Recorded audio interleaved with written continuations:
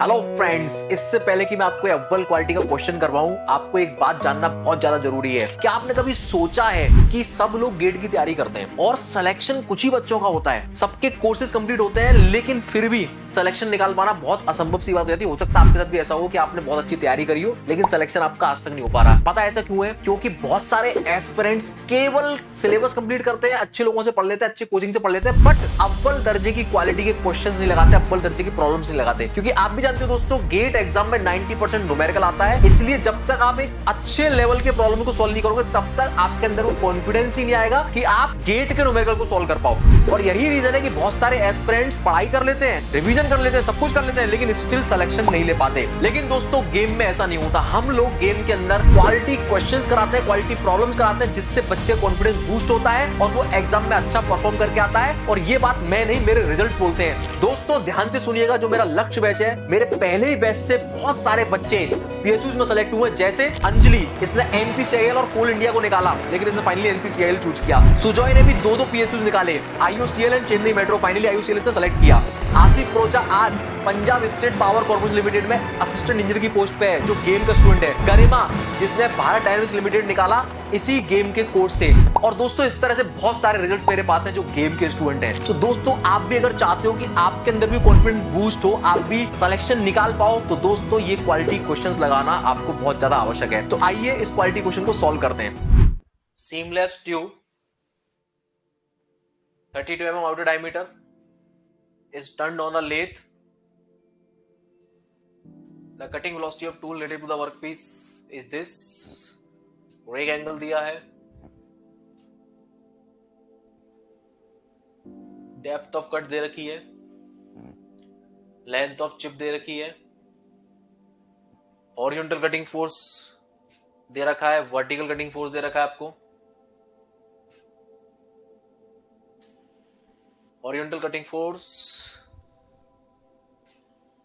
on tool, vertical force required to hold the tool against work is this. Okay, calculate the coefficient of friction, chip thickness, shear angle, velocity। करिए जरा, दिमाग लगाइए।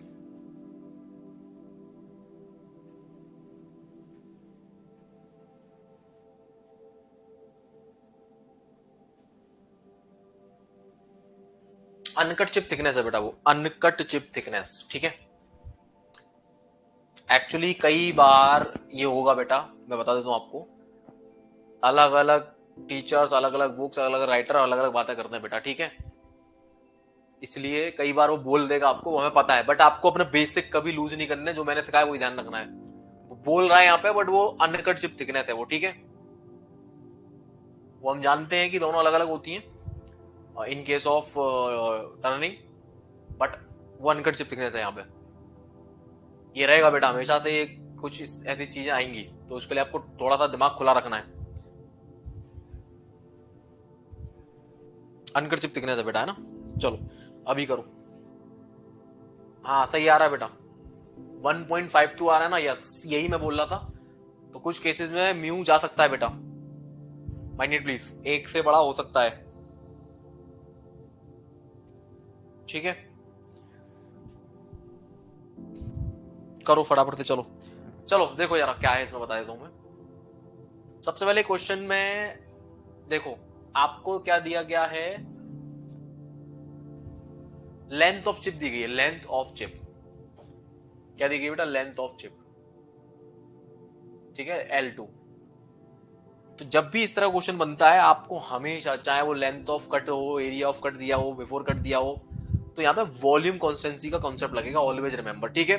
देखो होना क्या है, समझो जरा ध्यान से। अगर मैं मशीनिंग को होते हुए देखूं, ठीक, मान लो टर्निंग हो रही है ये, ठीक है,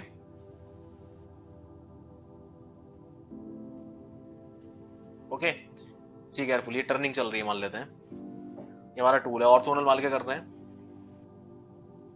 तो इनिशियली क्या रहा होगा बेटा, ये वर्क पीस ऐसा रहा होगा, और यहां पे ये टूल अंदर घुसा होगा ऐसे करके, ठीक है। तो ये जो अब ये जितना अंदर घुसा है, हमारी डेप्थ ऑफ कट, यहां से देखें तो, यहां से देखें तो this is the depth of cut, ठीक है, depth of cut D, okay. और यहां से देखें तो ये हमारी डेप्थ ऑफ कट, यानी कि ये इतना चिप काटेगा कुल मिला के, जब ये घूमेगा ऐसी चिप कटेगी, ये वाली चिप कटेगी बेटा, ये वाली चिप कटेगी, ठीक है, ये वाली चिप कटेगी, ठीक है, ये चिप कटेगी हमारी। ये चिप जब कटेगी, सी केयरफुली, ये चिप जब कटेगी तो सब लोग देखेंगे अब जरा बेटा, ये चिप कटेगी तो ये एक स्ट्रिप कटेगी एक तरह की, है ना, एक तरह की स्ट्रिप कटेगी, समझना जरा प्लीज, सब लोग देखेंगे जरा, एक इस तरह की स्ट्रिप कट जाएगी बेटा, कट गई, जिसमें ये वैल्यू क्या है हमारी, डी, डेप्थ ऑफ कट। अब इसको जरा खोलो, ऐसे करके खोल दो, तो ये चिप कटी नहीं है, कटेगी, मतलब कटेगी, है ना, अभी हम काटेंगे, कटी नहीं है। तो इसको जब मैं खोल दूंगा इस पतली सी स्ट्रिप को, तो ये क्या दिखाई देगा बेटा मुझे, pi D, which is the uncut length और द अनकट, मतलब uncut chip length, uncut chip length, ठीक है। ये क्या बेटा, ये क्या बन जाएगी, ये बन जाएगी हमारी डेप्थ ऑफ कट, ठीक है। ऑर्थोगोनल टर्निंग के केस में depth of cut is equal to width of cut भी होता है, चेक कर लो आराम से, पढ़ा रखा है मैंने, ओके, ध्यान से सुनना। अब क्या, ये तो अभी हमने देखा इतना हिस्सा हमारा कटेगा, कटा नहीं है, कटेगा, कटा नहीं है, कटेगा, जितनी डेप्थ ऑफ कट दे दी इतना हिस्सा मेरा कटेगा। अब अंदर की तरफ फीड जाएगी, मतलब इधर की तरफ फीड आएगी, इस तरफ, इस वाले डायग्राम के अकॉर्डिंग फीड इधर आएगी और इस वाले डायग्राम के अकॉर्डिंग अंदर जाएगी फीड। तो फीड क्या होती है बेटा, कि एक रेवोल्यूशन में कितना टूल आगे, वो हमारी फीड है, ठीक है। तो ये अंदर की तरफ जब जाएगी, ध्यान दो, इसको अब अंदर भेजो, टूल को अंदर की तरफ, ऐसे जाएगा ना टूल अंदर की तरफ, इस व्हाइट बोर्ड के अंदर की तरफ जाएगा टूल, और इधर से देखें तो इधर जाएगा, करेक्ट है। तो अगर मैं 3D में इस चिप को देखूं, 3D में, इधर आओ, इसी चिप को 3D में देखूं तो ये क्या होगा, ये बची हुई डायमेंशन क्या होगी, ये वाली डायमेंशन, ये वाली डायमेंशन, ये डायमेंशन क्या होगी, कौन बताएगा मुझे, अरे गधों, ये फीड होगी या ये अनकट चिप थिकनेस होगी, T1 इक्वल टू F, पता है ना, 3 डायमेंशन होगी चिप की, चिप की तीनों डायमेंशन दिख गई, लेंथ ऑफ द चिप दिख गई, विड्थ ऑफ द चिप दिख गई, थिकनेस ऑफ द चिप दिख गई कि नहीं दिखी। अरे अंदर की तरफ टूल जाएगा तो उसको फीड ही तो होगी, अंदर आएगा इधर, जब इधर आएगा तो फीड ही तो होती है भाई, इस डायरेक्शन में, यस और नो, अरे बाबा बोलो जल्दी से, ये ऐसे करके काटा है आपने, ये तो ये अंदर आएगा नहीं आएगा इधर, तो जितना ये एक रेवोल्यूशन अंदर आएगा तो वो पार्ट क्या होगा, ये वाला पार्ट, ये अनकट चिप थिकनेस होगा, फीड होगा, ये क्या होगा, ये फीड। तो चिप दिख गई 3D में, रिंग पकड़ दो, रिंग भाई, रिंग को खोल दो बस। अब ये है जो हमने पैरामीटर सेट कर दिए, अब हम कटिंग करेंगे, जब हम कटिंग करेंगे फिर हमें मिलेगी चिप। अब चिप क्या होगी बेटा, चिप में होते हैं एक्सपेंशंस, तो चिप थोड़ी सी बड़ी होगी लेंथ में, क्यों बड़ी होगी भाई, इधर आओ, ठीक है।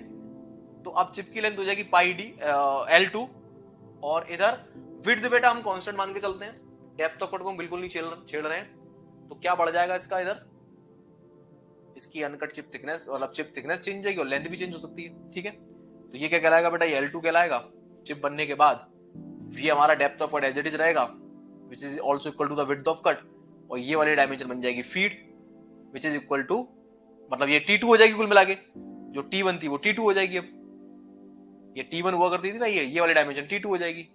अब दोनों का वॉल्यूम बराबर कर दो, दोनों क्या बराबर कर दो, वॉल्यूम खत्म। जैसे ही तो वॉल्यूम बराबर करूंगा मैं, तो volume before cut must be equal to volume after cut, okay.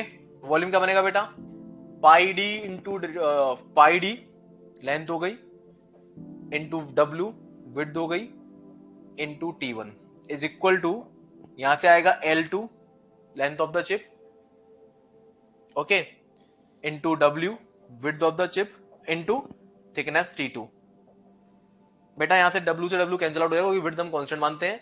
अब T1 बाई T2 इधर निकाल लो बेटा, तो T1 बाई T2 इधर निकाल लो, यहां बचेगा L2 बाई पाई डी, खत्म। तो इसी को बोलते हैं चिप थिकनेस रेशियो R।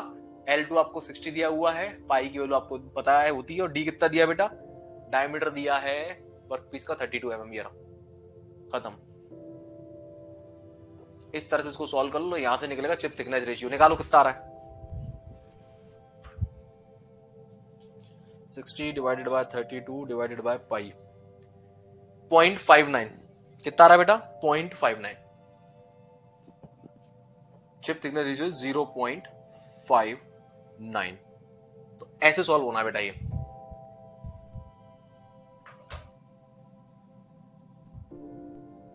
उठा के ना इतना दूर फेंक दूंगा बेटा, अजय राठौर की लौट के वापस नहीं आओगे हैं? इतना दूर फेंकूंगा, लौट के वापस नहीं आओगे। रिवीजन किया ही नहीं किया है हैं? टर्निंग के केस में uncut chip thickness is equal to feed होती है बेटा, फीड। ज्यादा ना नेता बनने की ना जरूरत नहीं है। Uncut chip thickness is equal to depth of cut कब? जब अपार्ट फ्रॉम कोई और ऑपरेशन हो, मतलब टर्निंग ना हो, other orthogonal operation, other orthogonal machining. सब भूल गए। अरे गौरव सर हैं हवाबाजी। ये कब है? जब ये टर्निंग होगी। टर्निंग, हमारे पास एक टर्निंग के अंदर एक फॉर्मूला होता है T1W is equal to F into D. अब जब T और F बराबर हैं तो depth of cut is equal to width of cut. गधे कहीं के, रिवीजन नहीं करेंगे हम हैं, ऐसे ही रैंक लाएंगे हम। कितना भी नेता बन लेना, कितना भी नेता बन लेना बेटा, ज्यादा पढ़ने से सिलेक्शन होने लगे बात ही क्या है फिर। सिलेक्शन तो सटीक पढ़ने थे, रिवीजन करने थे, सही लेवल के क्वेश्चन लगाने थे। जितना पढ़ा रहा हूं ना, एक क्वेश्चन बाहर जाए ना, बता देना मुझे। अरे अभी कहां समझे तुम यार, अभी कहां समझे। हवाबाजी जल्दी, चलो करो इसको। आर निकल आया। और क्या पूछा था? और क्या पूछा था इसमें? तो चिप थिकनेस रेशियो निकाल लिया हमने। कोफिशिएंट फ्रिक्शन तो वैसे ही निकल आएगा बेटा हमारा, क्योंकि हमें कटिंग फोर्स और वो दिए हुए हैं। ठीक है, कटिंग फोर्स कितना दिया है देखो। इसमें ना एक थोड़ा कंफ्यूज मत होना कभी भी। अब इसमें हर राइटर का अलग अलग तरीके से चीजें बताई हुई है। मेरी बात सुनो, यहाँ पे आपको पढ़ने से ऐसा लग रहा होगा ये कि कहां गया, horizontal cutting force of the tool on the workpiece is 200 newton. ये आपको फीड फोर्स दिखाई दे रहा होगा। And the vertical force to hold the tool against workpiece 80 newton. ये आपको लग रहा होगा कि ये है साहब, ये आपका है क्या बोलते हैं उसको, ये लग रहा होगा आपको कटिंग फोर्स की तरह एफसी देखने में, और ये लग रहा होगा आपको फीड फोर्स। अब ये लैंग्वेज ऐसी लिखी है इसने बेटा, फीड फोर्स छोटा होता है, एफसी बड़ा होता है। ठीक है, सुनो मेरी बात, है ना। तो कभी भी इस तरह का क्वेश्चन अगर वो दे दे, क्योंकि हमें ये नहीं पता वो कटिंग किस तरह से कर रहा है, हॉरिजॉन्टल वर्टिकल किस सेंस में मान के चल रहा है, तो आपको ये अपना कॉमन सेंस यूज करना है यहाँ पे। ये आपका फीड ना होके क्या होगा, ये एफसी होगा, और ये होगा आपका बेटा क्या, एफटी। ठीक है, ये चीज याद रखना, कटिंग फोर्स बड़ा होता है, थ्रस्ट फोर्स छोटा होता है। ओके, तो बेटा कटिंग फोर्स पता, थ्रस्ट फोर्स पता है आपको, अल्फा पता है, तो क्या बीटा निकाल लोगे? बिल्कुल निकालोगे। कौन सा फॉर्मूला लगेगा बेटा? 10 beta minus alpha is equal to F T by F C. यहां से बेटा बीटा निकाल लो, उस बीटा का 10 ले लेना, वहां से म्यू निकल आएगा बेटा, निकल आएगा। और यहां पे म्यू की वैल्यू 1.52 आएगी, बड़ी आएगी, आने दो, उससे कोई फर्क नहीं पड़ता। ठीक है, 1.52 मैं आंसर लिखता जाता हूं। चिप थिकनेस रेशियो हमने निकाल लिया था बेटा, कितना आया था? चिप थिकनेस रेशियो था 0.59, 0.59, और कोएफिशिएंट फ्रिक्शन आएगा आपका 1.52, 1.528। Velocity of chip relative to tool क्या हो गया? ये वीसी हो गया। Velocity of chip relative to tool ये आएगी 5.97। चेक करना बेटा एक बार, 5.97 मीटर पर मिनट। ओके, और velocity of chip relative to workpiece ये क्या है बेटा? ये शियर वेलोसिटी है, ये आएगी 8.19, 8.19। चेक करो अभी मेरे सामने, मीटर पर मिनट। चेक करना जरा एक बार सभी लोग।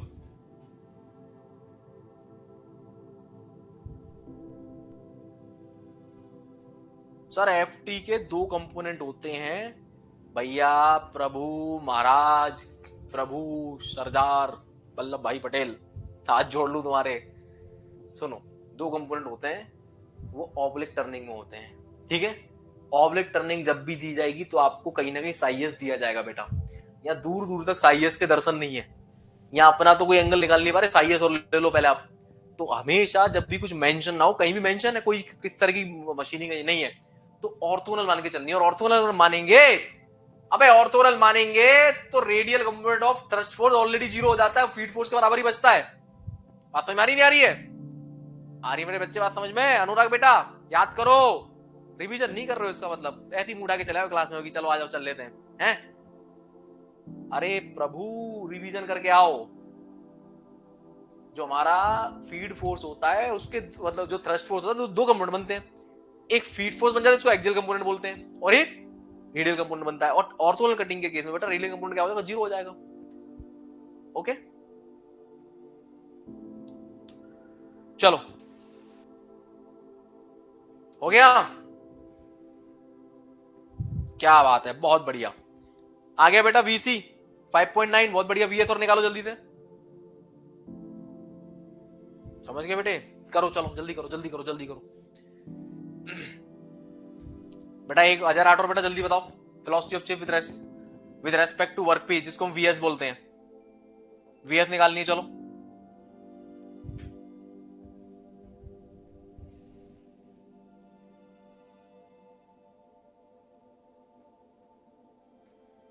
भावना, पिंटू, ज्योति, गुरदीप, अनुराग, अजय हुआ बेटा?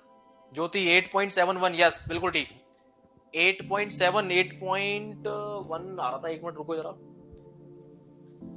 8.7 तो गड़बड़ हो जाएगा बेटा, लेट मी चेक। 8.19 आ रहा बेटा। 8.7 सबका आ रहा है तो चलो 8.7 ही होगा फिर। ठीक है ठीक है, ओके। एक बार चेक कर लेना, मैं एक बार देख लूं जरा। into cos 10 divided by cos। बेटा फाई कहां से लिया है आपने? यहाँ पे फाई कहां से लिया था पहले बताओ? फाई बेटा हमारे पास रेक एंगल है, चिप थिकनेस रेशियो भी है। फाई के लिए आपने यहाँ पे ब्रह्मास्त्र यूज तो नहीं किया है? जल्दी बताओ, क्या आपने यहाँ पे ब्रह्मास्त्र यूज किया है? अगर ब्रह्मास्त्र यूज किया है तो गुड़ गोबर बराबर कर लिया आपने। ब्रह्मास्त्र लगाने की कंडीशन बताई थी मैंने, हर जगह नहीं लगता ब्रह्मास्त्र। आर से निकाला, वेरी गुड। कितना निकाला था बेटा बताना जरा? शियर प्लेन एंगल कितना आया था?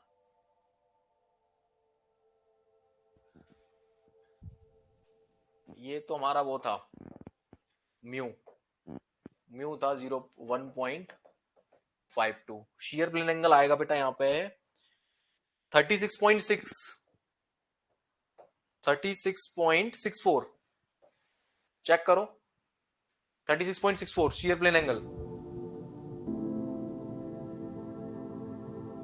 ठीक है 36 पॉइंट समथिंग कुछ आ रहा ना, बिल्कुल ठीक है।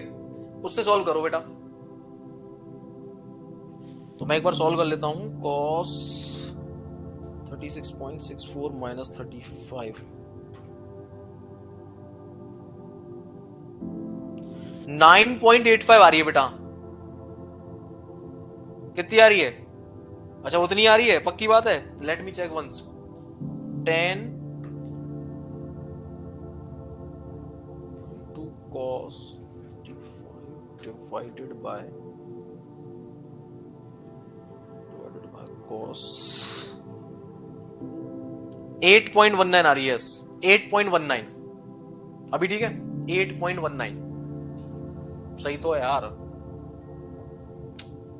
कदे हो एक नंबर। तो दोस्तों कैसा लगा आपको ये क्वेश्चन? तो जिन स्टूडेंट्स ने इस क्वेश्चन को खुद से सॉल्व कर लिया था वो कमेंट बॉक्स में यस लिख देना और अपना आंसर भी बता देना। बाकी दोस्तों इस तरह के और भी बहुत सारे क्वेश्चंस मैं करा रहा हूं अपने गेम लाइव एप्लीकेशन पे फ्री ऑफ कॉस्ट, और इस कोर्स का नाम है फ्री प्रैक्टिस कोर्स। आपको इसको एनरोल कैसे करना है? तो दोस्तों आपको जाना है gameacademy.in हमारी वेबसाइट पर, और वहां पे लाइव क्लासेस के टैब पे क्लिक करना है। फिर वो आपसे आपका मोबाइल नंबर मांगेगा, मोबाइल नंबर डाल के ओटीपी आएगा, ओटीपी डाल के आप एनरोल कर लेंगे, और उसके बाद कोर्सेज में जाके इस वाले कोर्स को, फ्री वाले कोर्स को आपको एनरोल करना है। और यहाँ पे मैं और मेरे अदर एजुकेटर साथ में पढ़ा रहे हैं, बेहतरीन क्वालिटी क्वेश्चन करा रहे हैं फ्री ऑफ कॉस्ट आपके एग्जाम के लिए। और इसके अलावा दोस्तों जो लोग मोबाइल से देखना चाहते हो तो आपको गेम लाइव एप्लीकेशन डाउनलोड करना और सेम प्रोसीजर को फॉलो करना है। तो दोस्तों मिलता हूं आपसे मैं कोर्स में। Thank you.